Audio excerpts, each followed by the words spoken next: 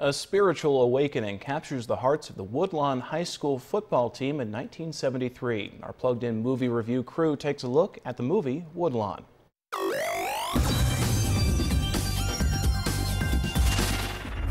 If you only love those that love you back, what kind of love is that? The movie Woodlawn takes place in 1973, 10 years after Martin Luther King Jr.'s famous Birmingham campaign for black civil rights. But even though a great deal of change took place in those ensuing years, things are still pretty dicey on the campus of Birmingham, Alabama's Woodland High School.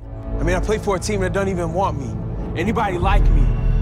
This all-white school is forced to accept 500 black students bussed in from poorer parts of the city, and the immediate results are far from positive. The coach of the school's football team tries to use the students' tension and anger and rage to win some football games, but it's only when a sports chaplain named Hank shows up with a radically different agenda that things really begin to shift. He shares a message about Jesus and redemption that starts a slow but sure ripple of reconciliation within the team.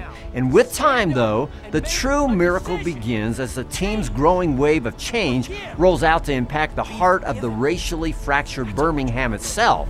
What just happened? Based on a true story, this faith-focused film asks, can one person really make a difference? Is it possible to overcome hostility and hatred with faith, hope, and love?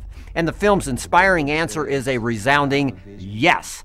Though the context of this movie is football, its lessons apply to so much more than the gridiron grappling. So I'm giving Woodlawn a hearty 4.5 courageous calls out of 5 for family friendliness. For a full detailed review of this film or anything else at your local box office, visit us at pluggedin.com.